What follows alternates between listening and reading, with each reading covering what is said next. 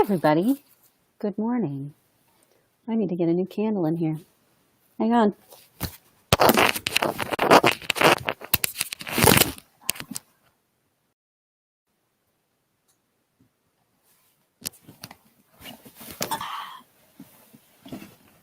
This should work. Ta-da! Better. Okay. How are you? I'm Rita Hickman. I'm a body-mind expert. I'm a shiatsu massage therapist. But my specialty is helping women who are in narcissistic and toxic relationships learn how to stand up for themselves so that they can create a life that really works. They can create a life that they enjoy, that isn't dominated by someone who is mentally ill, who isn't, here, we'll put that there. It's a good spot. No, we'll hold on to it. Who isn't, constantly controlling your life. And if you've been dealing with it for 30, 40 years because you had kids and you ended up married to them, or maybe it's been narcissist after your original one, you may be kind of tired of it by now. And if you're tired of it by now, then you're in the right place. Because I teach you how you actually work.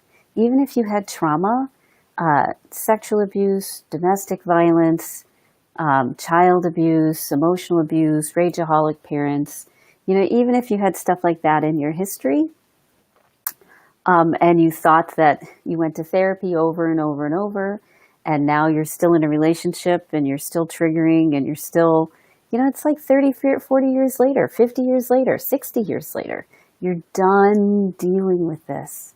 You're tired of the traumas. You're tired of, all the things that keep not resolving themselves, no matter how much therapy or how much energy work. It's like it keeps getting worse. You're noticing your body is starting to fall apart. You're noticing your mental health is starting to fall apart. And it's just, it's time. It's time to do something different, okay? So today we're going to talk about why does a narcissist get so defensive? So a narcissist is someone who is deep into their fight-flight pattern, and their patterns of dealing with their stress are very aggressive, very manipulative, very thoughtless and insensitive, because it's not based on anybody but themselves. So a narcissist comes along having their day constantly on edge, sort of like you feel. How you feel now, constantly on edge, I think is how a narcissist usually feels underneath the surface. Like this bubbling of anxiety, this bubbling of tension. And you knew it from the beginning. It was probably part of what you thought was exciting. You just didn't realize that this is what they were like.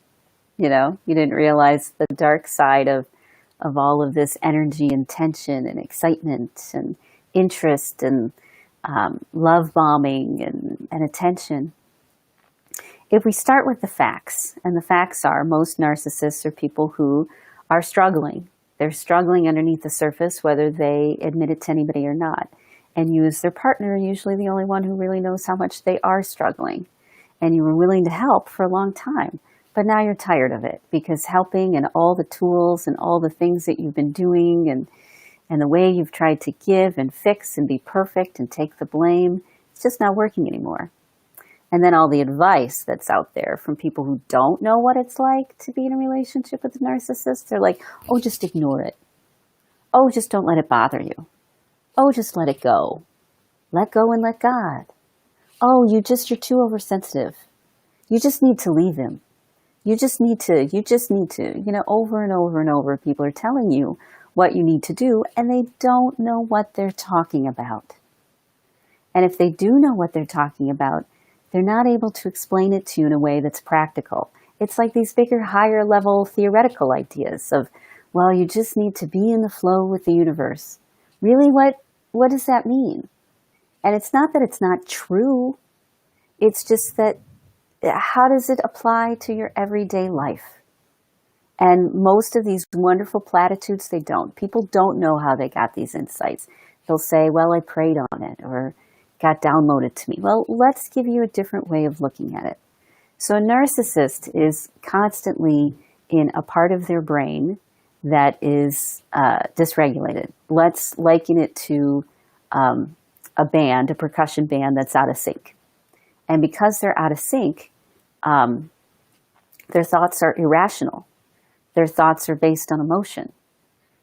Their ideas are based on fear. Their ideas are based on protection and anxiety. Can you imagine living like that all the time? You know how you feel now, like you're walking on eggshells? That's kind of what a narcissist sort of has underneath the surface, whether they show it or not, this constant level of anxiety.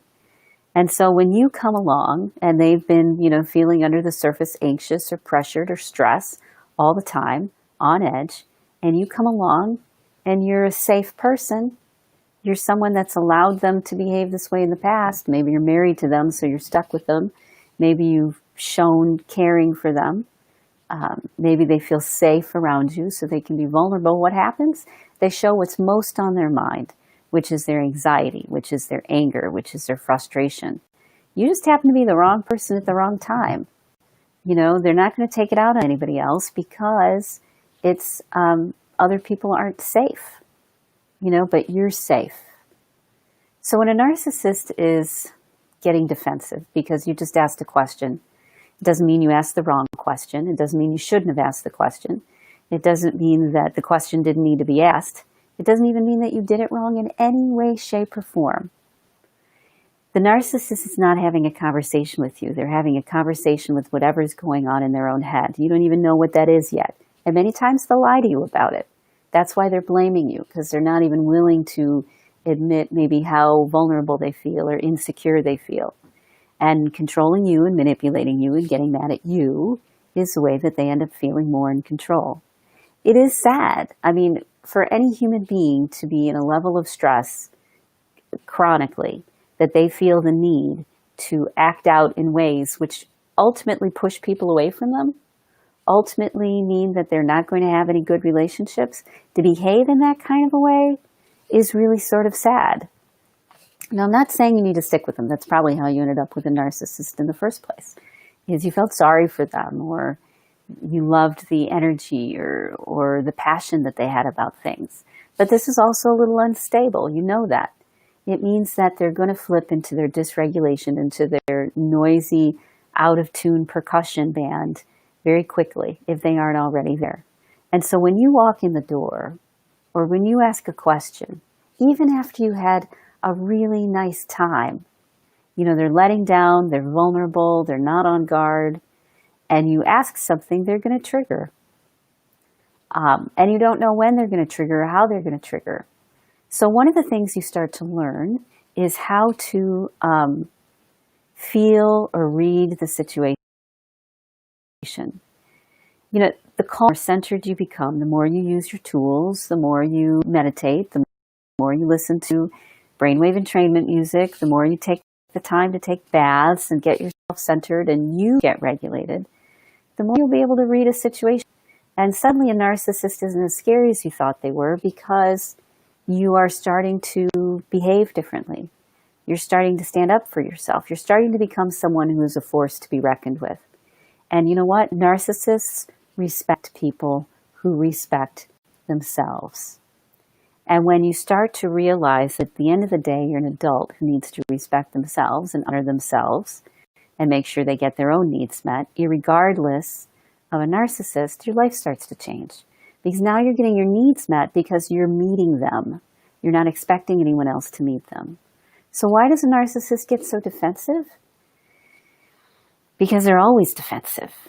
They're just only showing it to you. In fact, it's a rare time when they're not defensive. You have to start thinking they're going to be more defensive than they are not defensive. And if you walk in knowing that, then you won't be taken off guard. You'll read the situation. And instead, you'll start looking for the moments where they're not defensive, when they're not, on edge, when what you have to say might be a good time. You start to learn the situation. Now, you don't have to stay with a narcissist. Absolutely not. Just because you're learning how to communicate better or respect yourself doesn't mean you have to stay in a relationship and make it work. If it doesn't work, it doesn't work.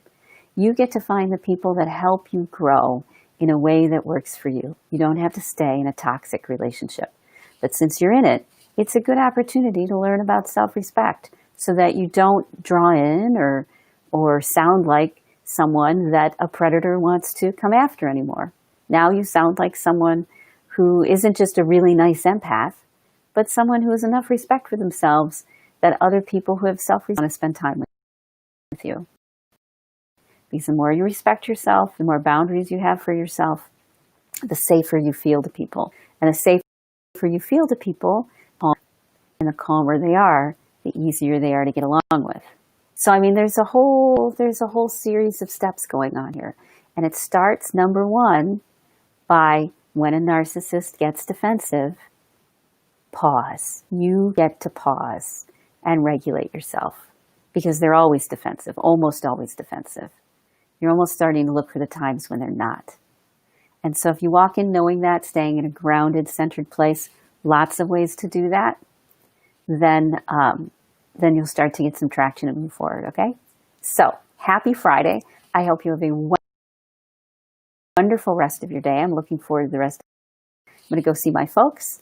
Well, so it'll be my visit, trying to go once or twice a week now, hang out with them, get their shmee together, get their computers working. And I have a weekend planned. I've been invited to do coaching at Burning Man, which is super exciting. And so they're doing Burning Man this year virtually. And you can go to, just type in Burning Man 2020, and you should find an article on it. You should find the gateway for it. Virtual, and I'll be doing coaching for it this year. How wonderful, exciting. Plenty of narcissists and people in relationships with narcissists and in a program like that. So we're going to have a time. Anyway, so I'll talk to you later. I hope you have a great rest of your day. And if you need some help, reach out because we've got wonderful programs, one-on-one coaching, opportunities. We're like this whole beautiful culture community. And I invite you to join us. I invite you to be a part of our wonderful world where you can start to grow and change like an incubator. And really kind of create the life that you're looking for instead of feeling stuck, trapped in toxic relationships over and over and over. Okay? So have a happy weekend, and I'll talk to you later.